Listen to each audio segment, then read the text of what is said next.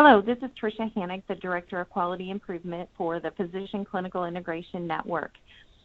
Today I'm going to talk to you about two of the clinical quality metrics that are around depression. Just as a disclaimer, Medicare has neither reviewed nor endorsed this information. The first measure, ACO 18, is depression screening.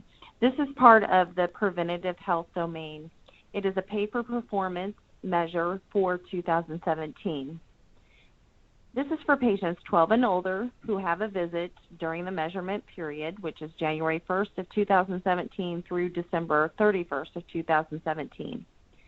They need to have been screened for clinical depression on the date of the encounter using an age-appropriate standardized depression screening tool. If this screening is positive, a follow-up plan needs to be documented on the date of the positive screening. Documented follow-up for a positive depression screening must include one or more of the following: an additional evaluation for depression, a suicide risk assessment, a referral to a practitioner qualified to diagnose and treat depression, pharmacological interventions, or other interventions or follow-up for diagnosis or treatment of depression. CMS approved screening tools for both the adolescent group and the adult screening tools that is approved are listed below on the screen. The PHQ-2 and the PHQ-9 are both approved for both age groups, and those are the two screening tools that our ACO Quality and Utilization Committee has recommended in the depression screening protocol.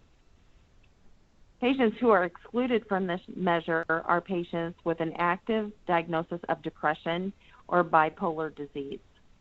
Exceptions to this measure include a patient reason if they refuse to do the screening, a medical reason such as an emergent situation where this could not be conducted, or situations where the patient's functional capacity or motivation may impact the results.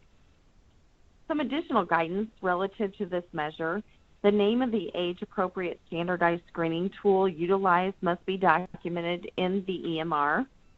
The screening and the encounter must occur on the same date, and the follow-up plan must be related to a positive depression screening. Example would be patient referred for psychiatric evaluation due to positive depression screening. The next measure relative to depression is the depression remission at 12 months. This is part of the at-risk domain, and it is a reporting measure only for 2017. This is for patients or adults 18 and older with a diagnosis of major depression or dysthymia.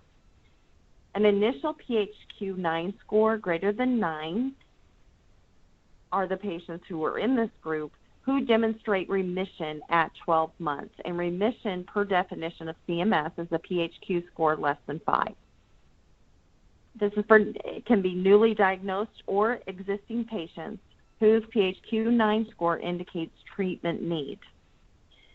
So how this works is the index date, so the first PHQ-9 score has to be done between December 1st of 2015 and November 30th of 2016 with a score of greater than 9, and they have to have a diagnosis of depression or dysthymia.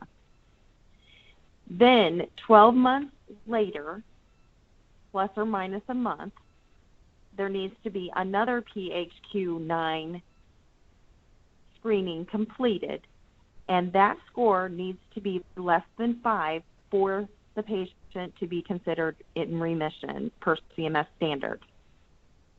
That PHQ-9 has to be done in that 12-month period, plus or minus a month, or it does not count as a remission.